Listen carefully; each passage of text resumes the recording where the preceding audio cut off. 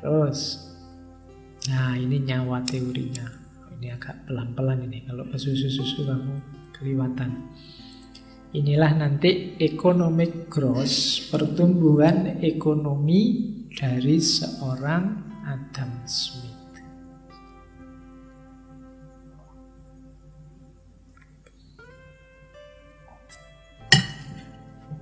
Sebenarnya sejak tadi langsung jujuk sini mungkin bisa.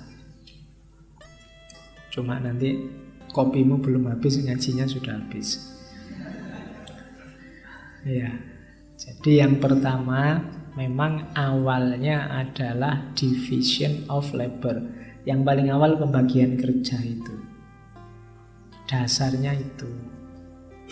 Semakin canggih pembagian kerja, semakin bagus produktivitas.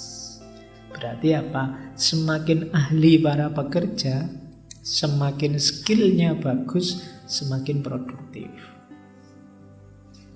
Biasanya ini nanti digabung dengan strategi investasinya. Biasanya ditambah investasi mesin, investasi peralatan, sehingga orangnya pinter, kemudian peralatannya bagus, produktivitas naik. Kalau produktivitas naik, ya produk jadi naik, outputnya naik. Jadi hasilnya memuaskan, naiknya output itu sesuai dengan target. Nah, kalau hasilnya sesuai target, akhirnya apa? Upah juga naik. Karena perusahaannya stabil, sukses. Kalau upah naik, perusahaan stabil, nanti pada akhirnya pendapatan per kapita, ini penting nanti mulai dikenal GDP di Adam Smith. Penghasilan banyak orang di satu negara juga naik. Karena orangnya berkualitas semua, begitu masuk dunia industri, produktivitas meningkat, mereka juga outputnya bagus, pada akhirnya perusahaan bisa menaikkan upah. Ketika perusahaan menaikkan upah, maka naiklah juga pendapatan rata-rata per kapita. Ya gampang-gampangannya orang semakin sejahtera, tambah sugih. Kalau orang tambah sejahtera, biasanya apa? Konsumsinya naik. Beli mobil, beli rumah. Ya kan? Kalau dulu bajunya harga 100.000 ke bawah, sekarang 500.000 ke atas. Kalau dulu buka Bukalapak, buka Tokopedia, pilihannya nyari yang bekas, sekarang nyari yang baru. Konsumsi naik, kenapa? Pendapatan naik.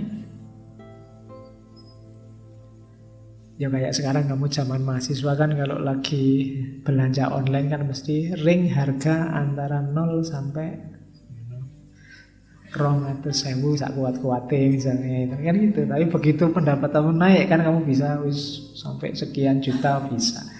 Kenapa? Konsumsi naik, karena upahku naik.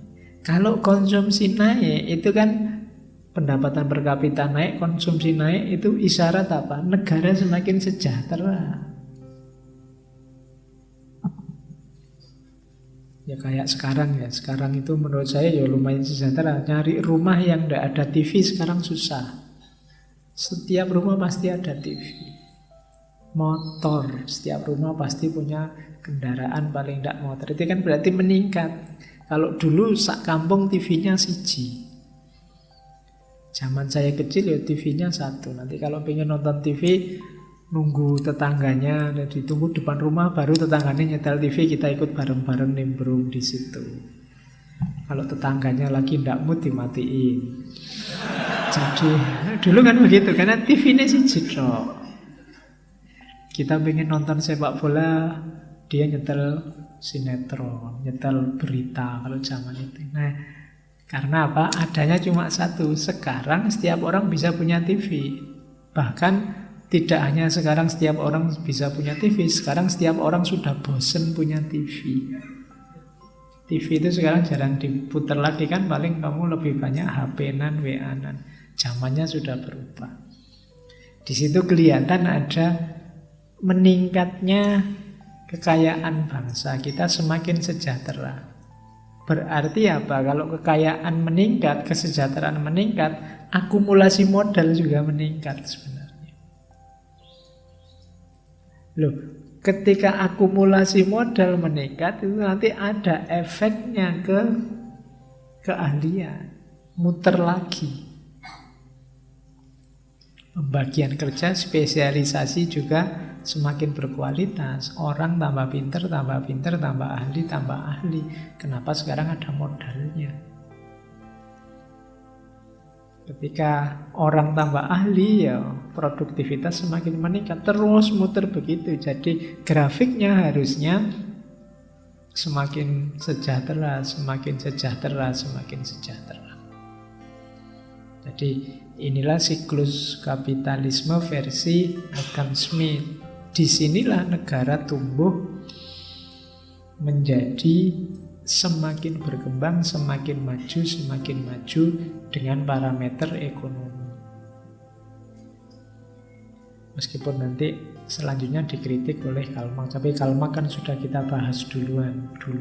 Kalau ada yang tanya, kritiknya apa, kamu dengarkan saja rekamannya Karl Marx. Jadi kritiknya dulu, baru yang dikritik kita sampaikan sekarang. Diwalik, ya tidak apa-apa. Kan tadi ada motif tindakan itu antara lain bebas dari aturan. Nah, ini bebas dari aturan, sakar PDW. Yang kritiknya disampaikan dulu, yang dikritik baru belakangan. Jadi inilah kunci-kunci dari pertumbuhan ekonomi. Ditambah tadi peradaban kapitalis tadi, disitulah nanti lahir konsepnya will of nation. Jadi kekayaan negara yang sejati itu sebenarnya bukan terletak pada timbunan emas dan peraknya, tetapi tadi division of labor-nya yang jadi kunci. Yang dari situ produktivitas meningkat, produk meningkat, upah meningkat, kemudian pendapatan per kapita meningkat, konsumsi meningkat, kapital juga meningkat. Kalau kapital meningkat, manusia juga bisa dididik semakin berkualitas, division of labor juga meningkat, terus begitu. Oke, sistem semacam ini nanti disebut kapitalisme.